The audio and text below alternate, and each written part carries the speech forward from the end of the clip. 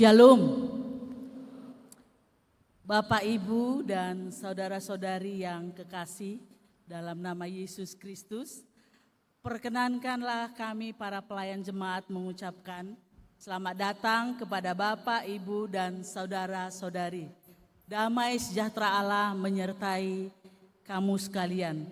Minggu kita hari ini adalah minggu ke-6 setelah Trinitatis dengan tema firman Tuhan, saling menolong. Kami menyambut dengan sukacita untuk jemaat yang pertama sekali beribadah di tempat ini. Biarlah bertemu dengan Tuhan Yesus dan mengalami sukacita, pulang ke rumah dengan semangat yang baru. Akhirnya mari kita satukan hati dan jiwa kita untuk memasuki ibadah penyembahan kita kepada Tuhan. Kita saat teduh sejenak.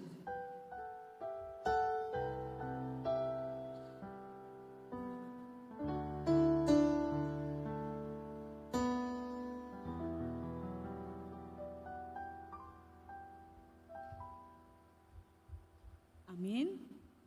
Kita memuji Tuhan dari Kidung Jemaat nomor 9 ayat 1 tambah 3. Puji hai jiwaku, puji Tuhan.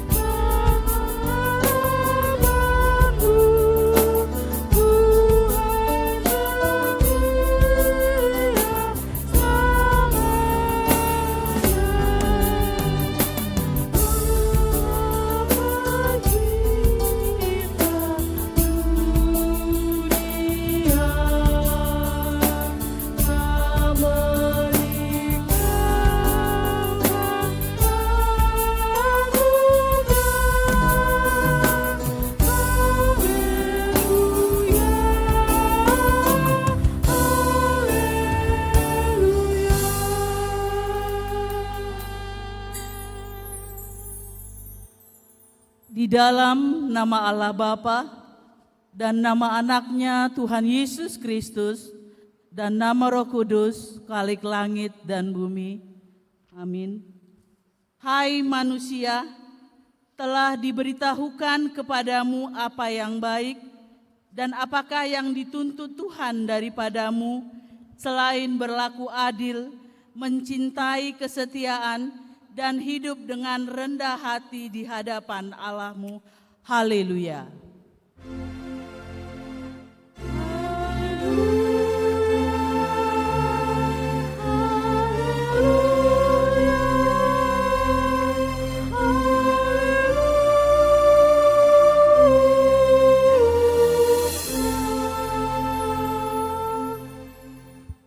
Kita berdoa.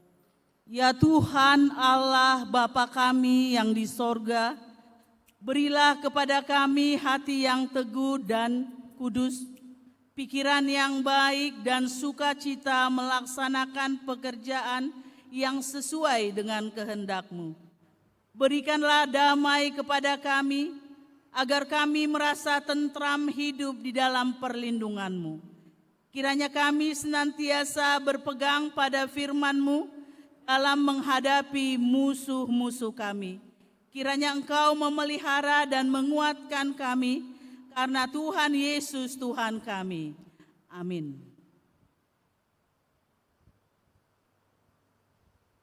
Untuk menyambut pembacaan firman Tuhan, kita memuji Tuhan dari Kidung Jemaat nomor 424 ayat 1 sampai 2 tambah 4, Yesus menginginkan daku.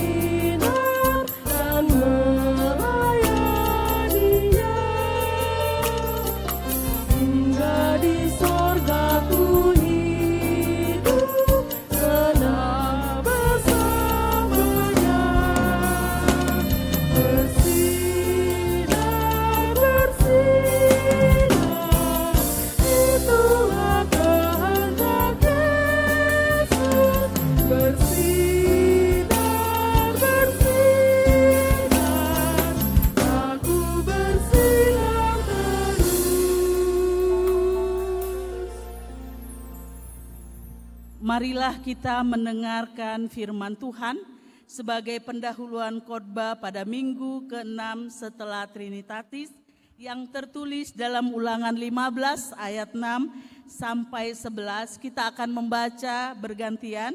Ayat 6 saya akan membacakan dan sampai ayat 11 kita bergantian. Ayat 11 kita akan membaca bersama-sama.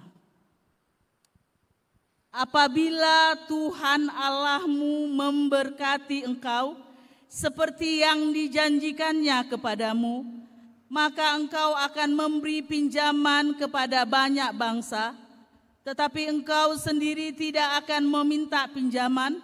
Engkau akan menguasai banyak bangsa, tetapi mereka tidak akan menguasai engkau. Jika sekiranya ada di antara kamu seorang miskin, salah seorang saudaramu di dalam salah satu tempatmu, di negeri yang diberikan kepadamu oleh Tuhan Allahmu, maka janganlah engkau mendengarkan hati ataupun menggenggam tangan terhadap saudaramu yang miskin itu. Tetapi engkau harus membuka tangan lebar-lebar baginya dan memberi pinjaman kepadanya dengan limpahnya, cukup untuk keperluannya seberapa ia perlukan. Hati-hatilah supaya jangan timbul di dalam hatimu pikiran dursila. Sedemikian sudah dekat 77 tahun penghapusan hutang, dan engkau masih kesal terhadap saudaramu yang miskin itu, dan engkau tidak memberikan apa-apa kepadanya. Maka ia berseru kepada Tuhan tentang engkau, dan hal itu menjadi dosa bagimu.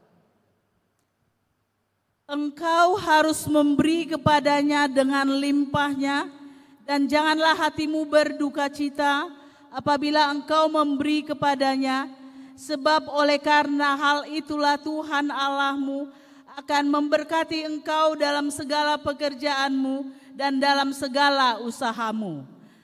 Sebab orang-orang miskin tidak hentinya akan ada di dalam negeri itu. Itulah sebabnya aku memberi perintah kepadamu, demikian haruslah engkau membuka tangan lebar-lebar bagi saudaramu yang tertindas dan yang miskin di negerimu. Demikianlah firman Tuhan.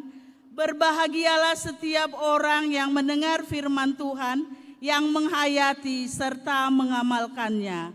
Amin.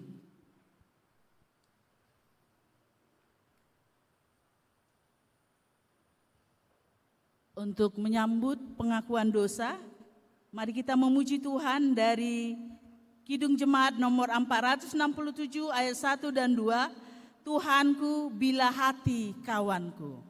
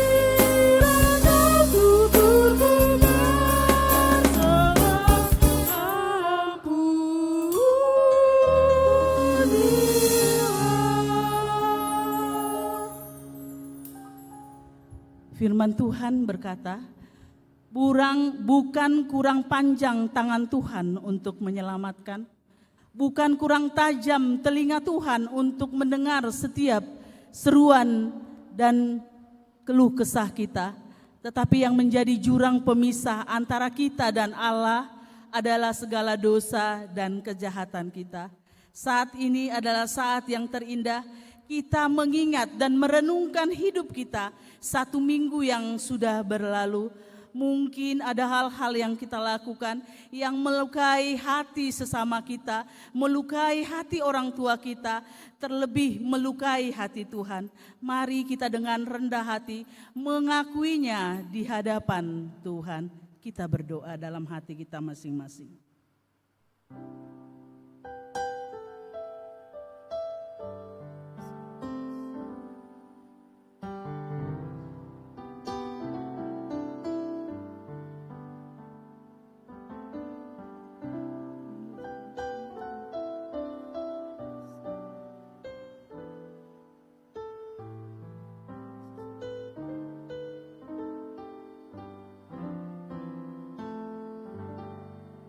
Kita berdoa.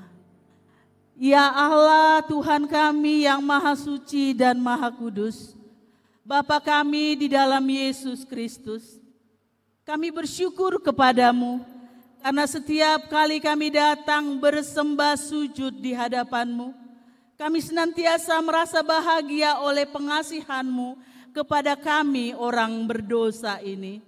Oleh karena itu, kami datang lagi merendahkan diri di hadapanmu, memohon keampunan dosa kami, karena kami senantiasa melanggar hukum-Mu seperti domba yang sesat. Kiranya Engkau tidak menutup pengasihan-Mu kepada kami. Terimalah kami menjadi anak-anak-Mu, karena Engkau tiada berkenan melihat kematian orang fasik, melainkan Engkau menghendaki pertobatannya supaya ia hidup. Ampunilah segala dosa dan kejahatan kami oleh karena kasih Yesus Kristus Tuhan kami. Tetapkanlah kasih sayang-Mu kepada kami, supaya kami merasa bahagia memanggil nama-Mu, sehingga segala perbuatan, kelakuan, dan pikiran kami menjadi kemuliaan nama-Mu yang kudus itu. Amin. Janji Tuhan tentang pengampunan dosa. Demikianlah firman Tuhan. Tetapi engkau memberati aku dengan dosamu, engkau menyusahi aku dengan dosamu, engkau menyusahi aku dengan kesalahanmu.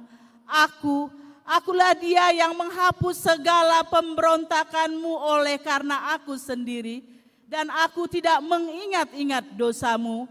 Dengarkanlah aku, hai kamu yang mengejar apa yang benar, hai kamu yang mencari Tuhan. Pandanglah gunung batu yang daripadanya kamu terpahat, dan kepada lobang penggalian batu yang daripadanya kamu tergali. Segala kemuliaan bagi Allah di tempat yang maha tinggi. Amin.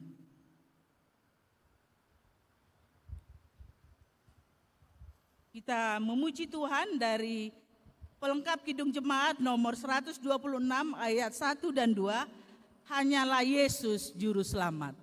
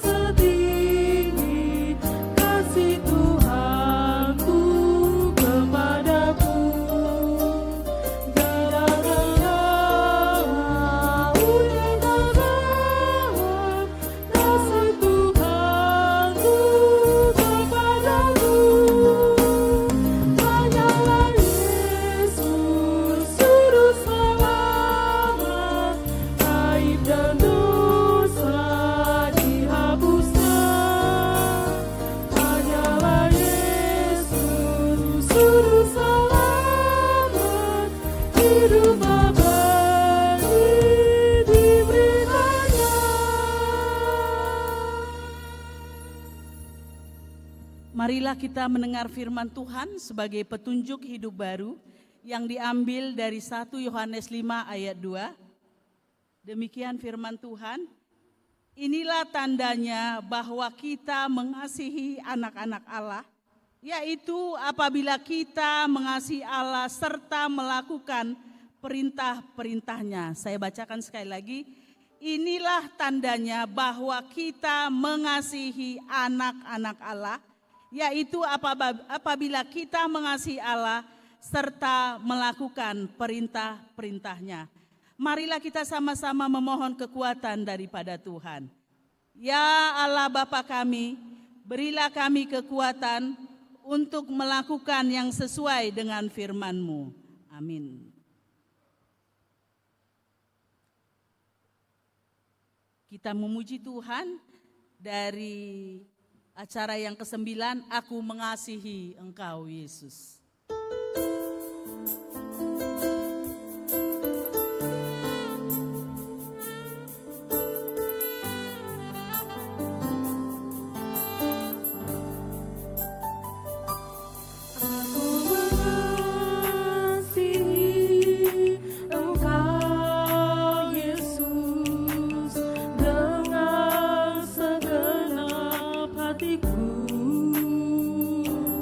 Aku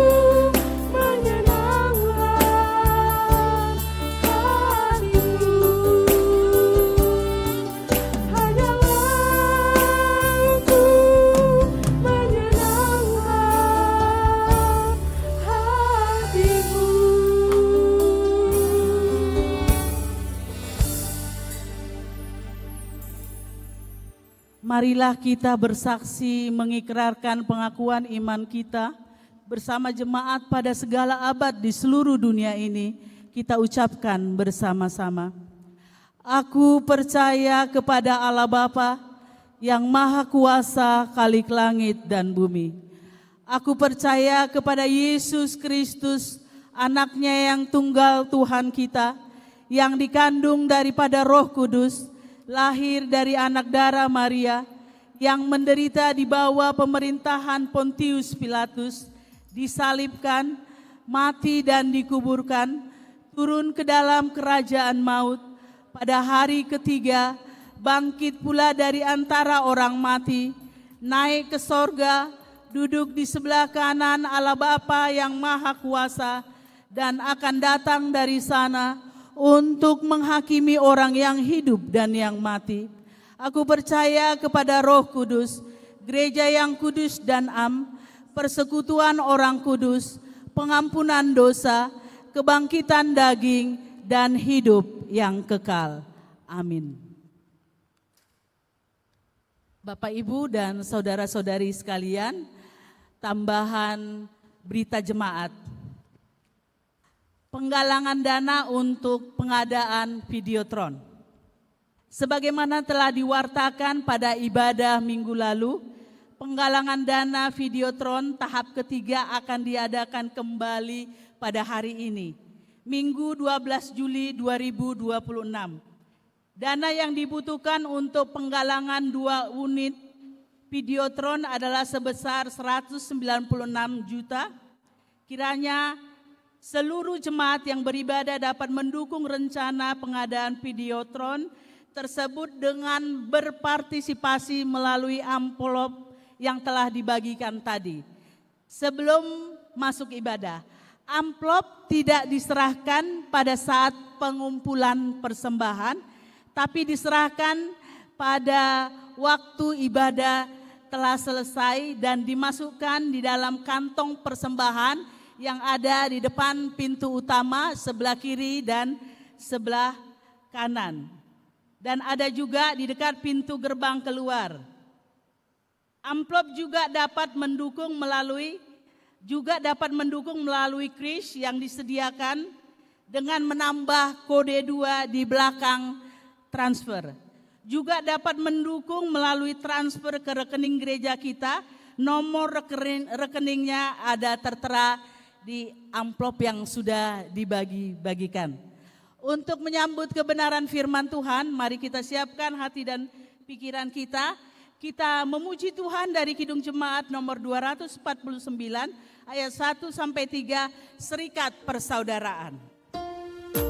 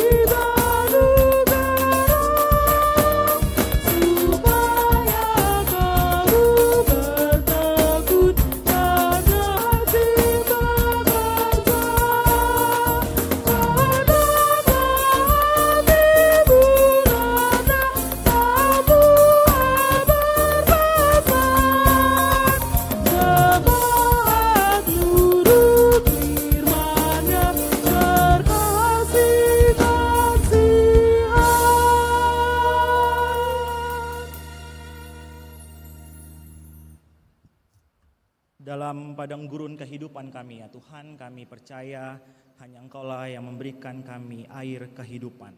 Engkau-Lah yang menjadi oasis kehidupan kami Tuhan. Dan melalui firman-Mu inilah kami boleh memperolehnya. Amin. Teman-teman yang dikasihi oleh Tuhan, firman Tuhan yang boleh hadir bagi kita saat ini terambil dari 3 Yohanes 1 ayatnya yang ke-5 sampai dengan ayat yang ke-8. Kita akan membacanya secara bergantian. 3 Yohanes 1 ayatnya yang ke-5 sampai dengan ayatnya yang ke-8. Kita akan membacanya secara bergantian di bawah judul perikop saling menolong dan perlawanan. Saudara yang kekasih, engkau bertindak sebagai orang percaya di mana engkau berbuat segala sesuatu untuk saudara-saudara sekalipun mereka adalah orang-orang asing. Jemaat tentang kasih, baik benar perbuatanmu. Jikalau engkau menolong mereka dalam pertolongan mereka dengan suatu cara yang berkenan kepada Allah. Sebab karena namanya mereka telah berangkat dengan tidak menerima sesuatu pun dari orang-orang yang tidak mengenal Allah. Kita wajib menerima orang-orang yang demikian supaya kita boleh mengambil bagian dalam pekerjaan mereka untuk kebenaran. Sedemikian jawab pembacaan firman Tuhan. Shalom. Bapak Ibu serta saudara sekalian, teman-teman yang dikasihi oleh Tuhan, sepertinya ini kali pertama saya berkhotbah di gereja ini. Jadi perkenalkan terlebih dahulu, nama saya Rainbow Huta Barat. Memang agak aneh nama ini, tetapi janganlah dibilang aneh, lebih ke unik ya. Rainbow artinya pelangi. Ya, jadi nama saya ini diambil dari kisah Nuh begitu, yang artinya adalah janji Tuhan. Ya. Saya pendeta di GKPI. Saya baru pendeta mungkin 3 bulan saya baru jadi pendeta. Jadi kaki saya ini masih gemetaran. Ya, apalagi berkhotbah di GKPI Padang Bulan yang sangat ramai ini. Saat ini saya belum memegang jemaat. Karena setelah saya ditabalkan, saya diperintahkan untuk melanjutkan studi saya S2 di Presbyterian Theological Seminary di Korea Selatan. Jadi saat ini saya sedang kuliah, jadi kita sama-sama anak kuliah begitu. Dan kemudian saat ini sedang libur dan saya kembali ke Indonesia. Dan saya senang kalau saya bisa berbagi dengan teman-teman sekalian. Jadi kalau dari depan kelihatan bahwa rata-rata di jemaat ini adalah pemuda dan pemudi. Jadi saya rasa baiklah saya menggunakan teman-teman atau saudara atau saudari, karena saya masih muda juga, saya masih 25 tahun. Jadi ya kita teman-teman begitu ya. Ya teman-teman yang dikasihi oleh Tuhan, teks ini surat 3 Yohanes hanya terdiri dari 1 pasal. Dan surat ini hendak memuji gaya hidup Gaius. Memang karena informasi yang kurang lengkap, kita tidak mengetahui secara spesifik Gaius yang mana yang hendak dituju oleh Yohanes. Karena kebetulan pada waktu itu Gaius ini nama yang umum digunakan oleh jemaat, oleh kehidupan sosial pada waktu itu. Tetapi yang pasti Gaius ini adalah orang yang baik, yang gaya hidupnya patut ditiru oleh setiap orang yang membaca surat ini.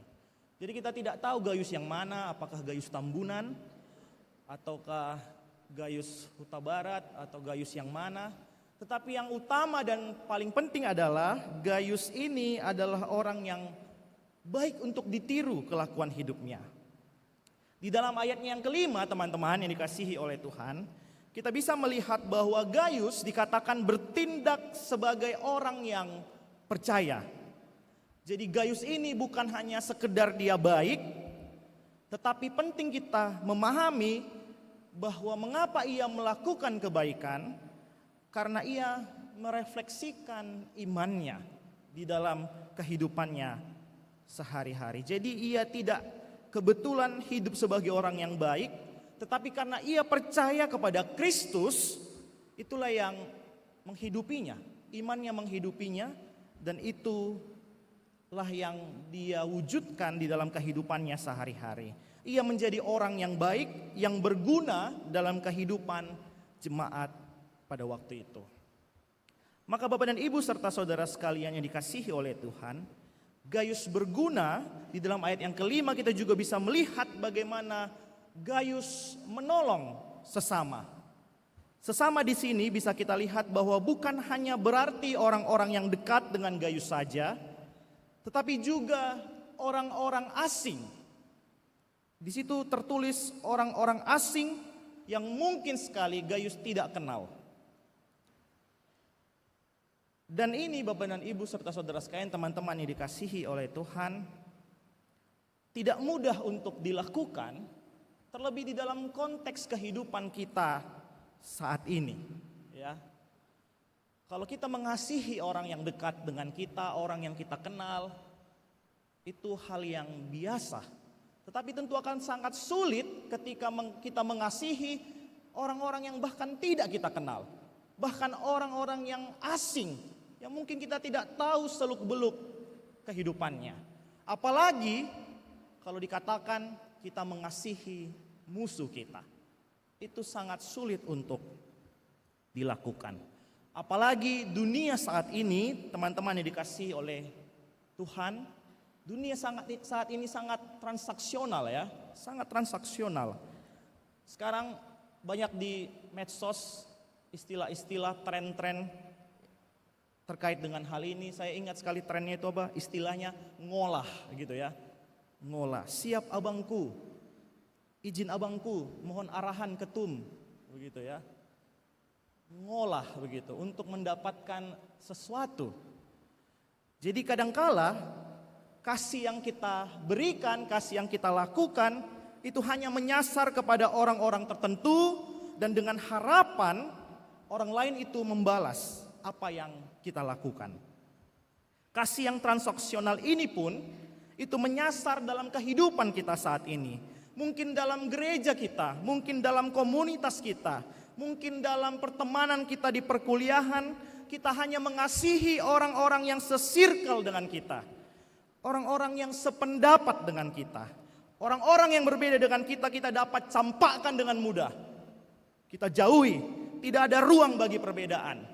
Kita berteman hanya kepada orang-orang yang sama status ekonominya dengan kita. Dan inilah realita yang kita hadapi. Kita mengambil begitu jauh jarak kepada orang-orang yang mungkin tidak kita sukai ataupun tidak kita kenali. Kelompok-kelompok kian subur, golongan A, golongan B, golongan C, circle A, circle B, dan pada akhirnya kasih kita pun jadi bertembok, ya. Dan ini teman-teman yang dikasihi oleh Tuhan semakin subur. Kenapa? Karena kita hidup di era digital, ya, di mana ada namanya artificial intelligence, ada algoritma, ya. Dan algoritma serta AI ini itu sangat berpengaruh dengan apa yang kita konsumsi di dalam handphone kita, smartphone kita. Apa yang kita konsumsi itu sering sekali hanya menampilkan apa yang kita sukai, apa yang setuju dengan kita, ya. Pada akhirnya algoritma ini membentuk kesukaan-kesukaan kita, favorit-favorit kita, dan tidak ada ruang bagi hal-hal yang berbeda dengan diri kita. Karena beberapa waktu ini lagi Piala Dunia, jadi saya lagi suka-sukanya dengan saya memfavoritkan Argentina, ya, untuk memenangkan Piala Dunia kedua kalinya, ya. Saya fans Messi saya. Saya dari dulu suka Barcelona, Visca Barca, begitu ya. Mungkin ada yang suka Real Madrid, tetapi kita tidak perlu berantem karena kita bukan netizen, ya begitu.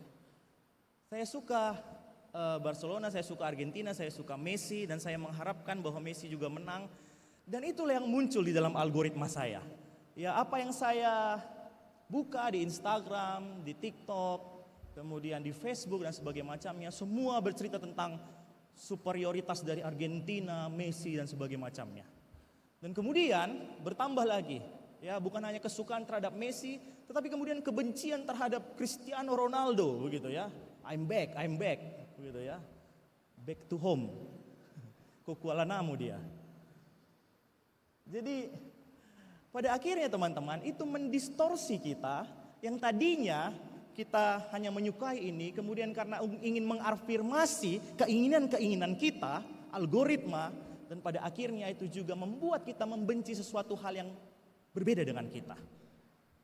Dan itu kian subur teman-teman, tanpa kita sadari. Ya, pakailah ChatGPT, DeepSeek, apalagi Cloud, dan sebagainya macamnya. Dominan adalah mengafirmasi apa yang kita pikirkan. Ya, jarang sekali mereka against dengan apa yang kita sampaikan. Dan itu membentuk diri kita juga. Kita ingin semuanya berjalan dengan afirmasi-afirmasi dari orang lain. Pada akhirnya ketika ada yang tidak sependapat dengan kita, ada komunitas yang tidak menginginkan kita, kita menjauhi mereka. Kenapa? Karena dia nggak kita gitu ya. Dan pada akhirnya kita tidak menjalankan apa yang Tuhan perintahkan. Untuk mengasihi, bukan hanya sesama, bukan hanya orang yang dekat dengan kita, tetapi juga orang asing.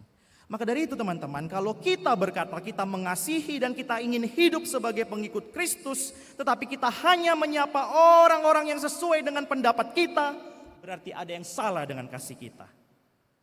Kalau kita berkata kita mengasihi dan kita hidup sebagai seorang pengikut Kristus, tetapi kita membenci saudara kita, kita hidup dalam dendam, berarti ada yang salah dengan kasih kita. Kalau kita berkata kita mengasihi dan kita ingin hidup sebagai pengikut Kristus, tetapi kita menjauhi orang-orang yang kita anggap aneh, gaya hidupnya tidak sesuai dengan kita, kita menjengkali orang lain, berarti ada yang salah dengan kasih kita. Firman Tuhan hari ini mengajak kita untuk be humble, ya. Matius 25 ayat 40 berkata, segala sesuatu yang kamu lakukan untuk salah seorang dari saudaraku yang paling hina ini, kamu telah melakukannya untuk aku. Jadi relasi kita dengan orang lain itu menggambarkan relasi kita dengan Tuhan. Levinas, seorang filsuf dari Prancis, menuliskan dalam bukunya begini. Dalam bahasa Inggris, God is not found in dogma or temples, but in the face of the suffering others. Apa artinya? Tuhan itu tidak ditemukan di dalam dogma-dogma agama atau kuil-kuil atau gereja-gereja, tetapi wajah Tuhan itu ditemukan melalui orang lain, melalui mereka yang sedang menderita. Ibadah itu bisa menjadi tameng, ibadah bisa menjadi cover. Ya, banyak sekarang yang ibadah karena kalah judi tadi pagi. Ya, nggak masuk angkanya karena Argentina menang extra time. Ya, jadi nggak dihitung. Ada yang tertunduk, ya berarti relate. Ya, jadi ibadah juga teman-teman sering sekali hanya menjadi cover. Tetapi perlakuan kita kepada orang lain itu adalah bukti nyata tentang iman kita. Maka setiap orang yang bertemu dengan kita, siapapun dia, mau dia tukang parkir atau dia adalah ibu warteg ya yang menyediakan makanan, kita belanja dan sebagainya macamnya, pedagang di pasar, siapapun dia, tidak membedakan orang yang mungkin ngomongnya lembut, tetapi mungkin ada yang ngomongnya sedikit kasar, ya. Itu adalah jejak-jejak kehadiran Tuhan yang menuntut kita untuk merespon dan melakukan apa yang baik. Tetapi teman-teman, memang saya menyadari bahwa kasih orang Kristen itu sangat rentan. Ya, kita dituntut untuk menolong, untuk mengasihi semua orang yang mungkin kita tidak tahu latar belakangnya, tidak tahu apakah dia akan membalas kebaikan kita dengan kejujuran atau dengan penyalahgunaan. Ya, banyak manusia sekarang hidup tidak tahu diri, dikasih hati minta jantung, dan pada akhirnya banyak orang yang menyalahgunakan kasih yang kita berikan. Banyak orang yang menyalahgunakan pertolongan kita. Ya. Banyak juga orang-orang yang mengecewakan kita. Ya, kita berusaha berlaku baik, kita berusaha ngomong lembut begitu. Kemudian ada yang mengatakan itu pencitraan. Ya. Itu munafik dia. Dan itu mengecewakan kita. Tetapi teman-teman yang dikasihi oleh Tuhan, kita diajak untuk tidak menutup diri. Kadangkala kita sudah dikecewakan beberapa kali dan pada akhirnya kita menutup diri dari tindakan kasih. Sehingga kadang orang-orang yang memang membutuhkan kita, jadi kita tidak tolong mereka. Karena kita khawatir kita akan dikecewakan. Padahal mungkin orang yang datang di hadapan kita, orang yang bertemu dengan kita memang membutuhkan pertolongan kita. Tetapi karena kita sudah terlalu banyak dikecewakan, jadi akhirnya kita membatasi kasih kita. Dan ini sering terjadi dalam kehidupan kita. Tetapi apa yang mau saya katakan teman-teman, saya sering menonton video begitu ya, video dari, karena saya Gen Z ya, karena Gen Z ini sangat dipengaruhi oleh sosial media ya. Jadi saya atlet TikTok juga saya sering scroll down kalau misalnya gabut begitu. Jadi ada yang muncul satu video, ada seorang perempuan, mungkin dia sedang sakit hati dengan pacarnya. Semua pria, semua cowok itu sama aja begitu ya. Karena ujung-ujungnya nyakitin begitu. Kemudian saya membaca komennya dan komennya banyak mengatakan kalau begitu saya sama dong dengan Prabowo begitu ya. Kalau begitu saya sama dong dengan Bahlil. Kalau begitu saya sama dong dengan Jungkook. Oh ya, Jungkook atau siapa lagi member BTS begitu ya. Kalau begitu saya senang juga disamain dengan artis-artis begitu ya. Tetapi realitanya semua manusia itu berbeda dan kadangkala ada juga memang manusia yang begitu memanfaatkan kasih yang kita berikan. Tetapi ada juga yang menyia-nyiakan kasih yang kita berikan itu. Jadi ini sebuah ajakan untuk tidak menutup kasih kita kepada orang lain. Perlakuan baik dengan iman itu menunjukkan identitas kita sebagai pengikut Kristus. Kalaupun akhirnya karena kasihmu, karena kebaikanmu kamu dikecewakan, yang paling rugi itu bukan kamu yang berbuat baik, tetapi orang lain yang tidak siap menerima kebaikanmu. Jadi jangan berhenti berbuat baik. Kenapa? Karena yang rugi bukan kita yang berbuat baik, tetapi orang yang tidak siap menerima kebaikan kita. Jadi Bapak dan Ibu serta saudara sekalian, teman-teman yang dikasihi oleh Tuhan, melalui firman Tuhan hari ini kita diajak untuk tidak berhenti mengasihi, untuk tidak berhenti menolong, berbuat baik dikala dunia mengecewakan kita. Dunia sekarang sangat senang untuk memikirkan dirinya sendiri. Banyak orang yang pada akhirnya berfokus hanya kepada diri, saya, dan saya. Dan pada akhirnya tidak ada ruang untuk mendengar. Ya, dunia sekarang saat ini krisis mendengar. Mengapa orang lebih suka cerita tentang dirinya, tetapi tidak untuk mendengar. Dan banyak orang yang membutuhkan orang yang mendengar. Makanya psikolog sekarang meningkat kebutuhannya. Mengapa? Karena ternyata banyak orang yang membutuhkan untuk didengar. Maka dari itu kita diajak untuk tidak hanya memikirkan diri kita sendiri, kita tidak hanya mengarahkan segala sesuatu kepada diri kita, tetapi kita memberikan ruang kepada orang lain. Dan kita menjadi saksi Kristus. Jika dunia tidak memberimu banyak kebaikan, jadilah orang-orang yang memberi kebaikan bagi dunia. Dunia ini jahat dan sampai Tuhan datang kedua kalinya pun akan terus terjadi kekacauan, akan terus terjadi kekecewaan dan derita. Tetapi Tuhan menciptakanmu hari ini dan inilah tugas kita untuk menjadi corong-corong kebaikan Allah. Hidupmu itu berharga dan biarlah hidupmu berguna sebaik-baiknya, sehebat-hebatnya, karena Tuhan bersamamu hari ini. Amin. Jangan seperti Diotrephes. Ya, Diotrephes ini adalah tokoh yang lain di dalam perikop 3 Yohanes 1. Jadi ada 2 tokoh sebenarnya, ada Gaius dan kemudian ada Diotrephes. Diotrephes di ayat 9 sampai dengan 11 itu dijadikan contoh yang jahat. Mengapa? Karena ia mengucilkan orang lain, ia suka berkata kasar, dia susah melihat orang senang, ingin menjadi yang utama dan terutama, ya. Kalau istilah sekarang apa? Pick me, ya. Atau NPD, Narcissistic Personality Disorder. Ya, apa-apa soal dirinya dan ingin selalu menonjol dan sebagainya macamnya, dan pada akhirnya dia mengucilkan orang lain, berkata kasar dan sangat susah untuk melihat orang senang. Inilah Diotrephes. Tetapi jadilah Gaius yang menolong orang dalam perjalanan kehidupan mereka. Jadilah Gaius yang senang melihat orang senang, yang suportif. Karena dengan demikian kita telah mengambil bagian di dalam panggilan Kristus. Kita mengambil bagian ke dalam jalan-jalan Kristus. Kita mengambil bagian sebagai duta-duta Kristus.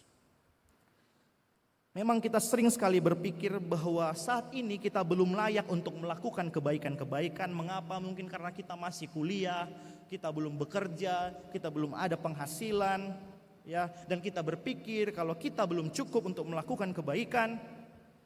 Dan kita bertanya, bagaimana mungkin aku melakukan kebaikan bagi orang lain padahal diriku sendiri pun membutuhkan itu. Tetapi teman-teman yang dikasihi oleh Tuhan, logika ini keliru. Dan kalau kita jujur, kalau kita benar-benar pada titik yang kita rasa cukup, sering sekali kita tidak pernah merasa puas. Dan bukan orang lain yang kita tolong, justru diri kitalah yang terus-menerus tidak pernah puas. Yang kita pikirkan. Dan pada akhirnya kelimpahan tanpa hati yang memberi hanya melahirkan keegoisan yang lebih besar. Tetapi yang perlu kita refleksikan di dalam teks ini, Gaius menolong bukan karena dia berkelimpahan. Kita tidak diberitahu bahwa dia adalah orang yang kaya. Yang kita tahu dia memberi dari apa yang ia punya, rumahnya, waktunya, perhatiannya. Dan disinilah hal yang mengejutkan, kita tidak memberi karena kita merasa cukup. Justru sebaliknya, dengan memberi kita belajar mengerti apa yang sebenarnya kita miliki.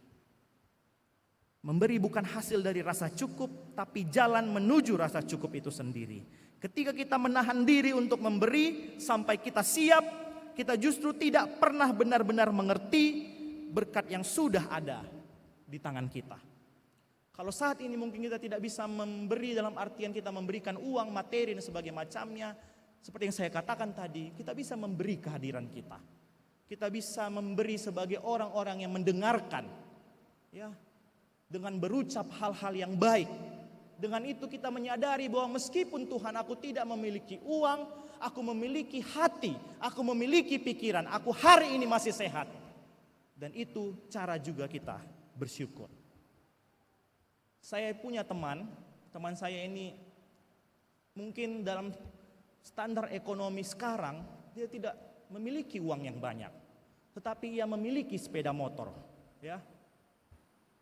Memiliki sepeda motor dan sepeda motornya dia gunakan dengan baik. Dia mengantar kawannya bahkan sampai ke Gaperta, Helvetia dan sebagainya macamnya. Mengapa? Karena dia berpikir inilah yang bisa aku lakukan.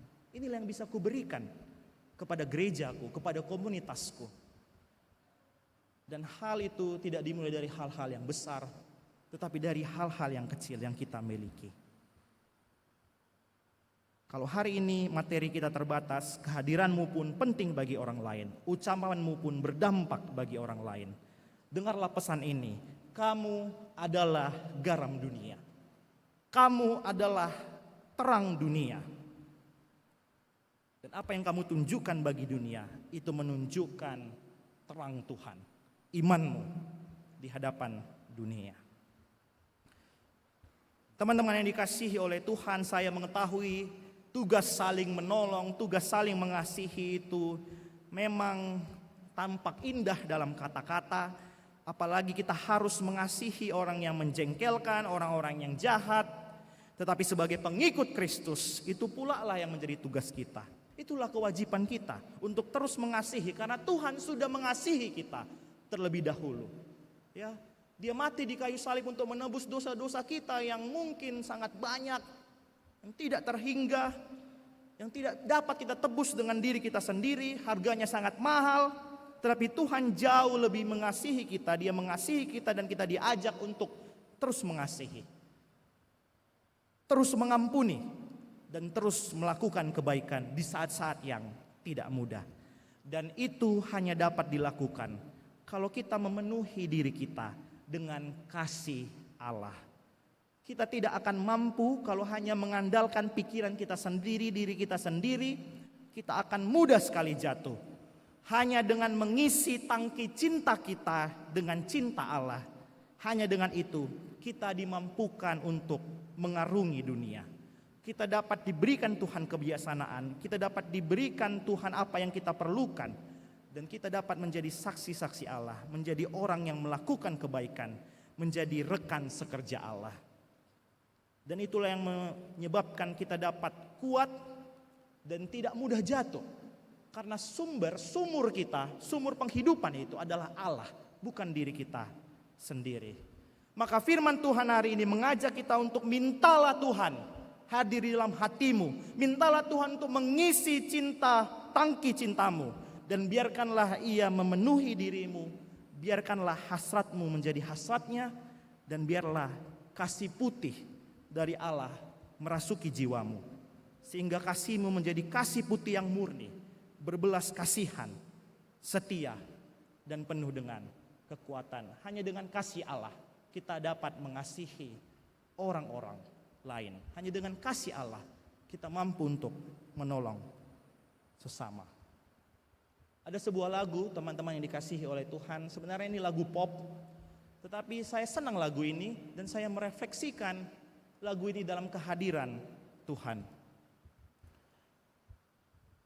Ini lagu judulnya Kasih Putih yang diciptakan oleh Glenn Fredly dan Yofi. Saya lupa Yofi siapa namanya.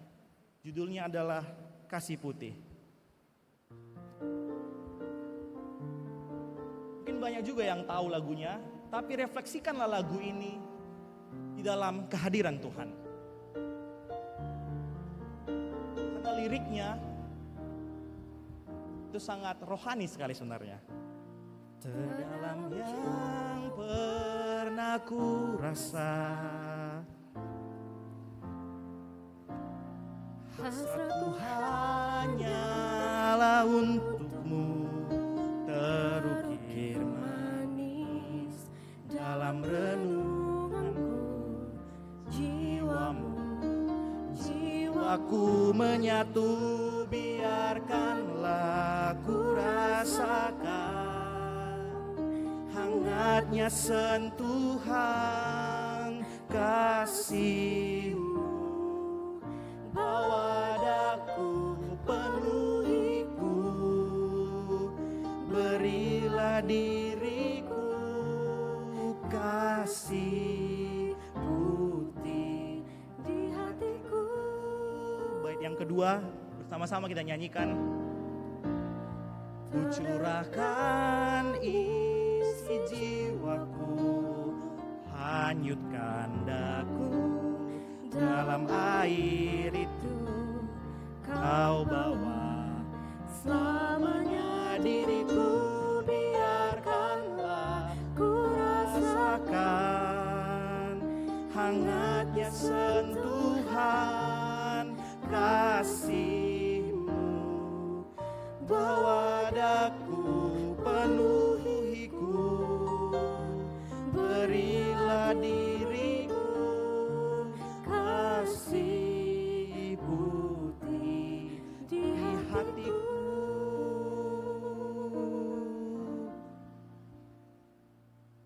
Amin, kita berdoa. Tuhan, kami sungguh bersyukur untuk firman yang boleh menguatkan kami Tuhan. Firman yang boleh meneguhkan kami dalam perjalanan kehidupan kami. Kami diajak Tuhan untuk menolong sesama manusia, bukan hanya kepada orang-orang yang terdekat dengan kami, tetapi juga orang-orang asing, orang-orang yang mungkin baru kami temui, orang-orang yang mungkin sulit, difficult people, yang membuat kami juga berpikir tentang apa yang perlu kami lakukan. Kami juga diajak untuk mengasihi orang-orang yang mengecewakan kami Tuhan. Tetapi melalui firman-Mu hari ini juga kami diajak untuk menyadari bahwa inilah tugas panggilan kami. Inilah yang perlu kami lakukan. Biarlah Tuhan Engkau memberkati kami supaya kami boleh menjadi corong-corong kebaikan Allah.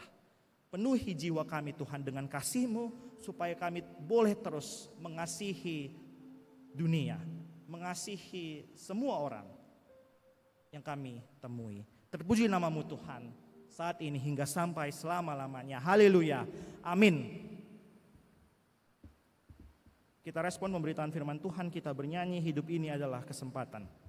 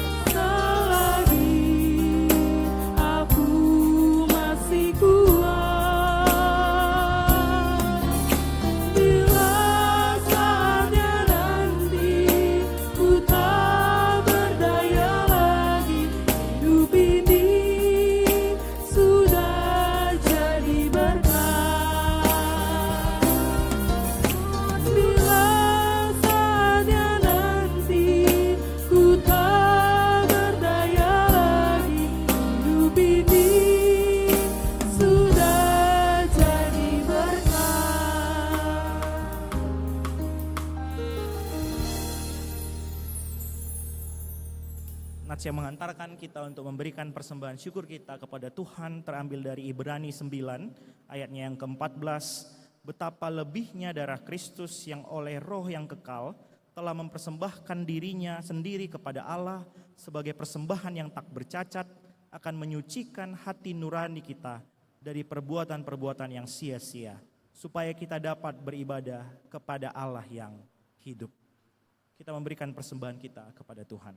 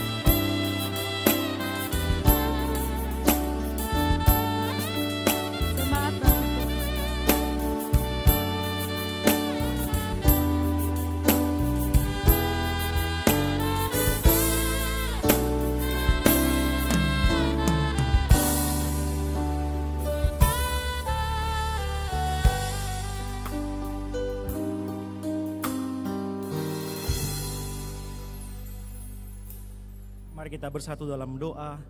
Ya Allah Bapa kami yang di surga, kami mengaku dengan setulus hati, Engkaulah sumber segala berkat dan karunia dalam hidup kami. Di sini kami mempersembahkan kurban syukur kami kepadamu. Terimalah persembahan umat-Mu dan berkatilah menjadi alat kesaksian, persekutuan, dan pelayanan di jemaat-Mu ini. Jadikanlah hidup kami persembahan yang berkenan kepadamu, dan pakailah hidup kami untuk turut menghadirkan tanda-tanda kerajaan-Mu, kasih, keadilan, damai sejahtera, dan sukacita. Bukalah hati kami oleh Roh Kudus-Mu, agar kami senantiasa mengucapkan syukur kepadamu di dalam nama Yesus Kristus Tuhan kami. Amin. Mari bersyukur semua atas kebajikan Tuhan, kasih perjanjiannya sungguh nyata selamanya. Umatnya dibebaskannya untuk hidup bersejahtera, kasih perjanjiannya sungguh nyata selamanya.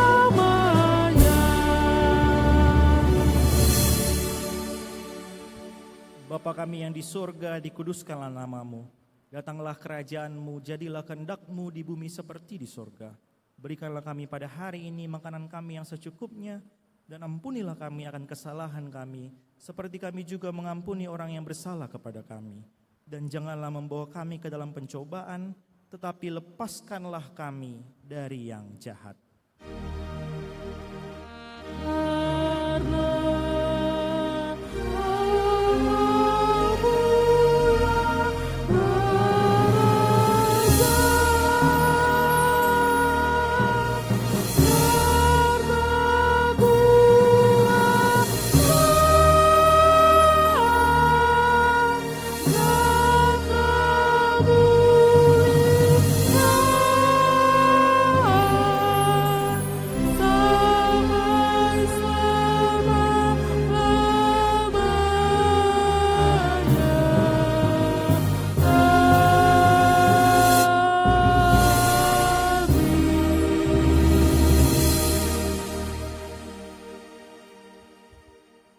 Kiranya kasih Allah mengisi hatimu. Itulah yang memampukanmu untuk melakukan kebaikan-kebaikan di tengah dunia. Terimalah berkat dari Tuhan. Tuhan memberkati engkau dan melindungi engkau. Tuhan menyinari engkau dengan wajah-Nya dan memberi engkau kasih karunia. Tuhan menghadapkan wajah-Nya kepadamu dan memberi engkau damai sejahtera.